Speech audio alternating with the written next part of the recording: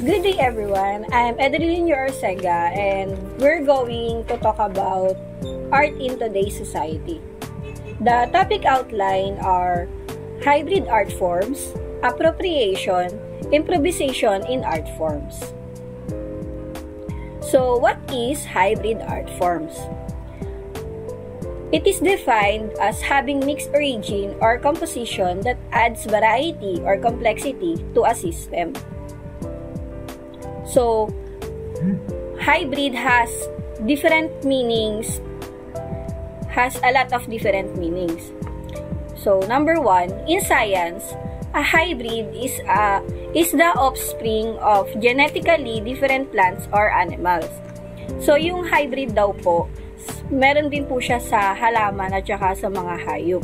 Kagaya na lang po ng sa hayop, di ba po nagbibreed tayo, kagaya ng sa aso, nagbibreed tayo ng, like for example, yung isang animal, isang aso is husky, then the other one is, let's just say, it is shih tzu. Then we are making another breed from them. So, in language, a hybrid word is one whose elements are derived from different languages. Like for example, may mga konyo ngayon na natatawag sa mga tao kasi yung ibang tao is gumagamit ng kalahating Tagalog, kalahating English sa isang sentences. Meron din naman na Tagalog ka, yung purong Tagalog ka, tapos meron din naman na halo sa yun na Bisayang word. That is hybrid.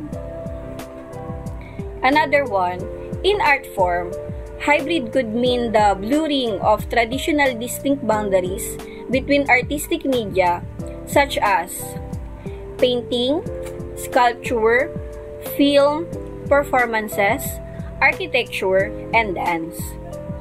And in the contemporary arts, explore the various media and technique for innovation, experimentation in art creation. Sa contemporary arts naman po, ang hybrid naman po na sinasabi is, yung isa pong art is mas pinalalawig mo pa. Kumbaga, ang example nito is yung mga orkestra ngayon. Hindi na lang sila basta-basta umaarte sa isang entablado kasi minsan may mga kasama na rin itong background music. Pinagbibreed nila yung dalawang art forms. I have here the example of hybrid art forms.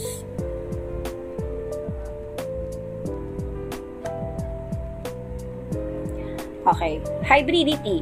In contemporary art is defined as two or many elements to form the other.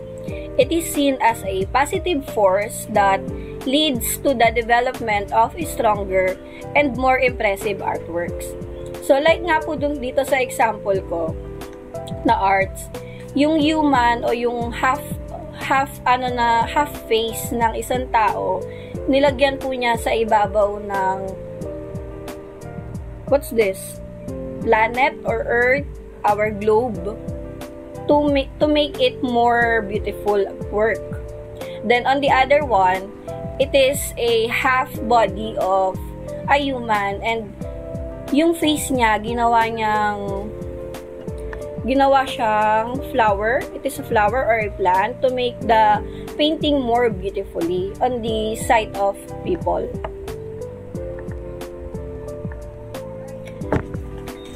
So,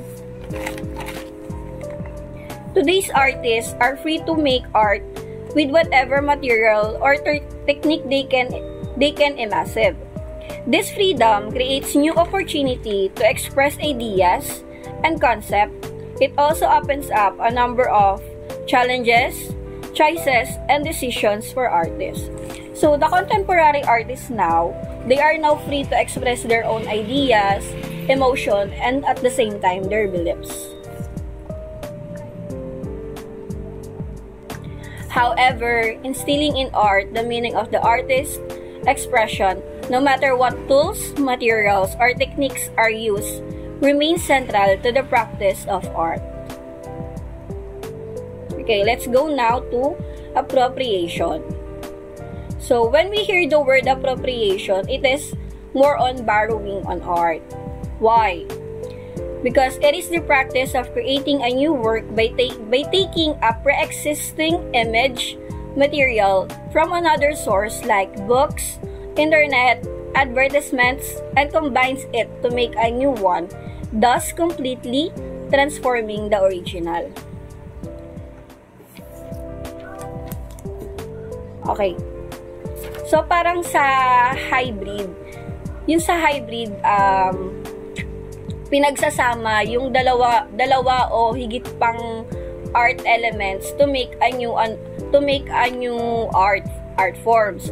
While on appropriation, you are just borrowing one art and you are hindi mo siya masyadong binabago completely, or pinagaganda mo lang siya, or may dinadagdag ka lang to make the art more beautiful on the sight of other people.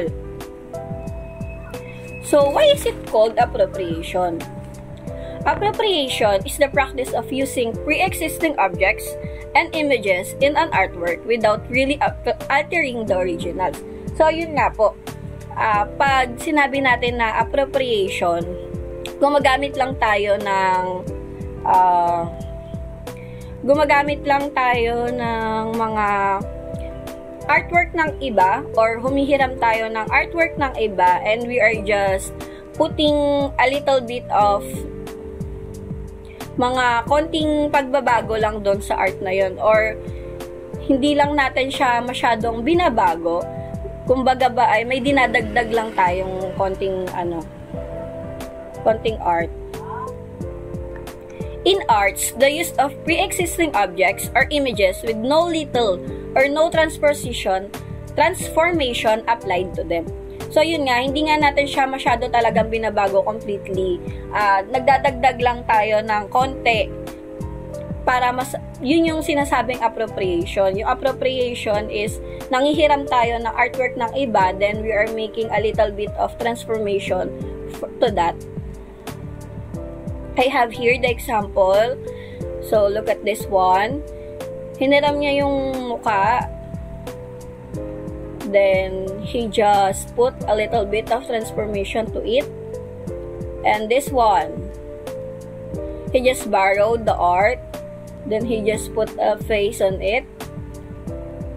Okay. Importance of appropriation. So, what is the importance of appropriation? We use to contemplate history, reframe ideas, generate conversation, and produce new way of thinking, exploring, and informing. So, I have here again another example of appropriation. Ginaya niya lang ng konti. May binago lang siya ng konti. So, yung kahalagahan daw po ng appropriation is para mabago yung way ng pag-aano natin sa art, yung way ng pag-i-inform nito sa atin, makaproduce tayo ng panibagong arts through the existing arts na. Appropriated imagery can be reproduced using photographs, electronic devices, or photocopied and attached directly to an artwork.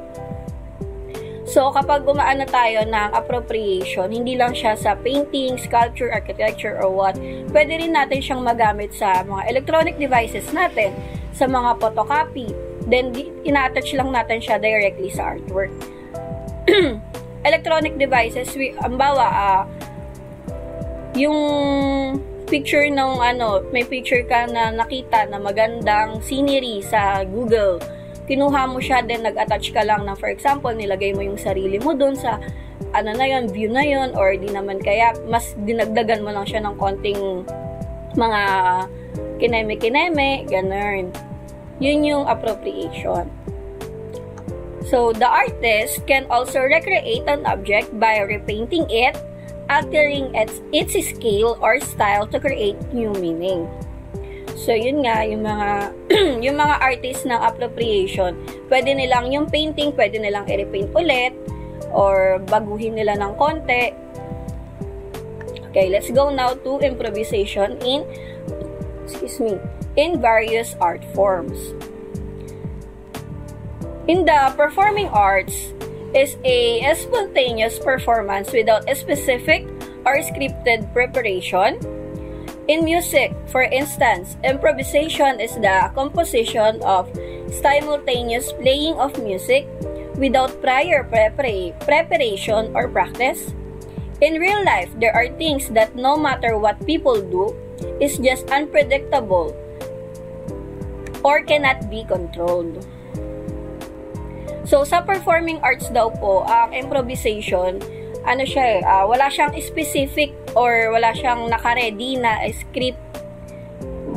Kumbaga ba, halimbawa, hindi siya kasama sa script, pero parang may gusto kang ganito na idagdag na word, idagdag na alibay, idagdag na adlib, or di naman kaya, halimbawa, yung isang artista hindi siya nakarating.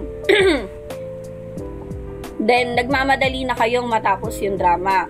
So, instead of using the pre-existing script, nag-adlib ka na lang sa kanya, ganun.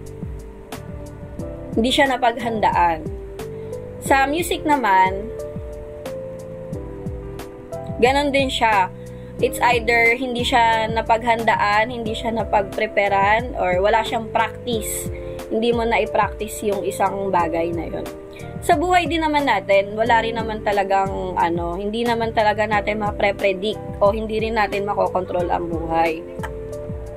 Kaya, ang magandang nila dito is, improvise another plan, improvise, or be ready always.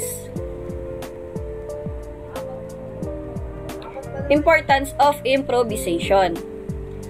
It highlights creativity, immediacy, innovation, and a spontaneous part of its product and activity.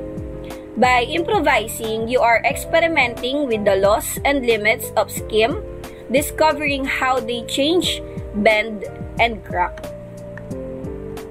So, yung dito naman sa improvisation, hina-highlights nito yung pagiging creativity ng isang tao, yung pagiging immediacy niya, tsaka yung pagiging malikhain niya, yung mapag-isip niyang tao. Kasi nag-i-improvise ka lang dito ng panibagong art ng panibagong artwork, or let's just say na panibagong script, panibagong plan. Kumbaga, hindi siya dapat talaga mangyayari, pero you are improvising a plan to make your artwork beautiful.